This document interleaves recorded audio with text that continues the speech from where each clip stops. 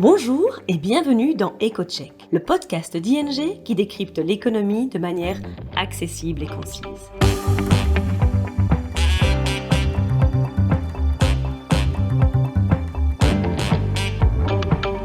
Nos experts économistes se penchent toutes les 2 semaines sur le sujet brûlant de l'actualité et on explique les conséquences économiques et financières pour vous ou votre entreprise. Aujourd'hui, votre hôte sera Philippe Ledan, expert économiste chez ING. Bonjour ou bonsoir. Dans le dernier épisode de notre podcast, nous avons abordé les secousses politiques et financières qui ont fait trembler l'économie britannique. Nous en connaissons à présent l'épilogue avec la démission de Liz Truss de son poste de Premier ministre. Une nouvelle période d'incertitude s'ouvre donc pour définir sa succession. Nous y reviendrons assurément dans un prochain épisode, mais restons pour le moment dans la politique et ses implications économiques, mais cette fois aux États-Unis.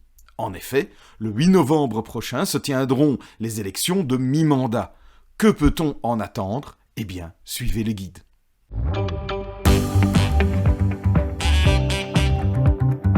Écoutons maintenant Philippe et son analyse détaillée. Commençons par les aspects pratiques. Les 435 membres de la Chambre des représentants sont tous à élire. La Chambre est actuellement aux mains des démocrates, 220 sièges, contre 212 aux républicains, et 3 sièges sont vacants. Le mandat y est de 2 ans.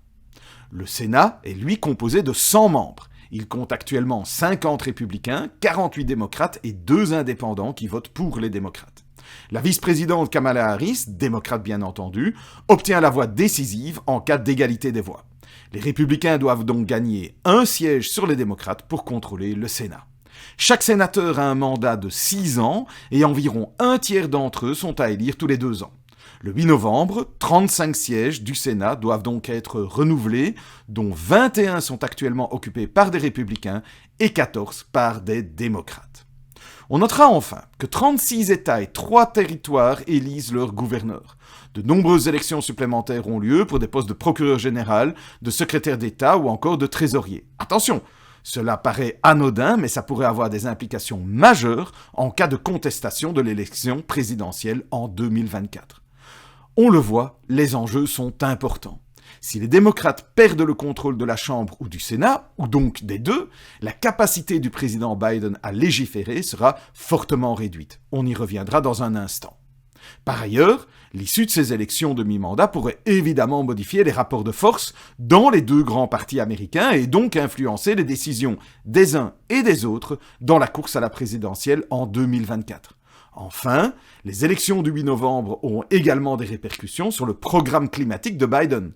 Le contrôle partiel ou total du Congrès par les républicains ajoutera forcément des difficultés à l'exécution des incitations fiscales en faveur des énergies renouvelables par exemple, ainsi que d'autres mesures climatiques que l'administration Biden entend mettre en place avant la prochaine élection présidentielle. Bon, que disent les sondages ?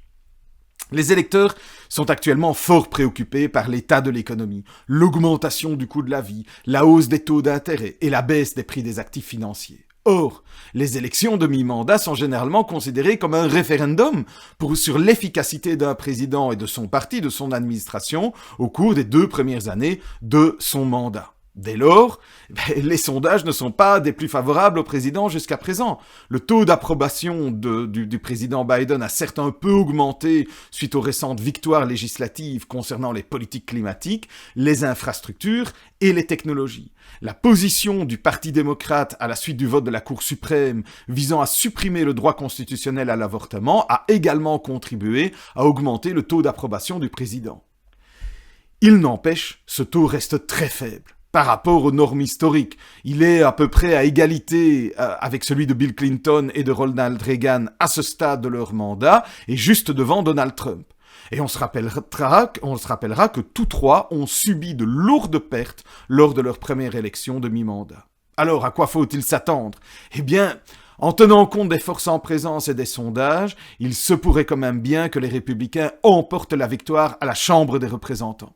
Les démocrates devraient par contre avoir de bonnes chances de garder leur très courte majorité au Sénat, mais évidemment, ce déséquilibre, cette perte de la Chambre des représentants ne serait pas sans conséquences. En effet, le président Biden a eu du mal à faire passer des lois lorsqu'il disposait d'une majorité démocrate à la Chambre et au Sénat. Alors, sans majorité au Congrès, eh bien, ce sera devenu totalement impossible ou presque impossible. Les tensions politiques inévitables à 2 ans des prochaines élections présidentielles, eh bien, signifient qu'il est peu probable qu'une quelconque législation majeure soit adoptée, sauf évidemment en cas d'urgence nationale. Alors, les actions législatives du président Biden, eh bien, elles pourraient se limiter à l'utilisation de décrets et d'actions visant à contourner le Congrès lorsque c'est autorisé. Il s'agit d'une forme de gouvernement qui est en fait beaucoup plus limitée. Les décrets ne peuvent pas être mis en œuvre, ils ne peuvent être mis en œuvre que dans des domaines où le président dispose de pouvoirs constitutionnels, tels que les négociations commerciales. Le président ne peut pas utiliser un décret pour modifier les impôts, parce que ce pouvoir, il est détenu par le Congrès. Par conséquent, l'attention de M. Biden pourrait se porter plus sur les relations internationales, la politique commerciale. Ce sont des domaines dans lesquels le président est moins contraint par le Congrès.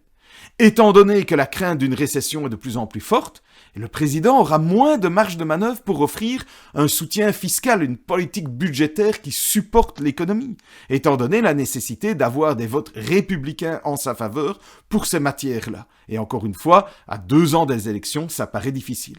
Cela suggère donc qu'une fois l'inflation maîtrisée, il incombera à la Réserve fédérale, à la Banque centrale américaine, de stimuler l'économie, donc à la politique monétaire de stimuler l'économie, là où, manifestement, la politique budgétaire ne pourra pas le faire.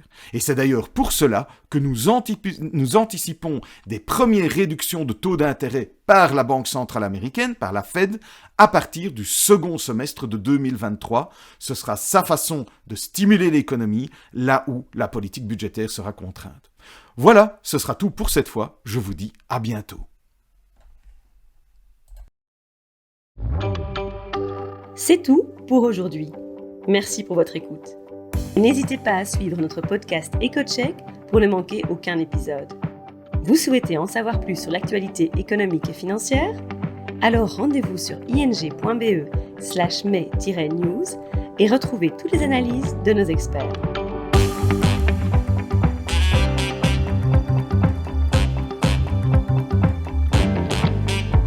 À bientôt dans EcoCheck.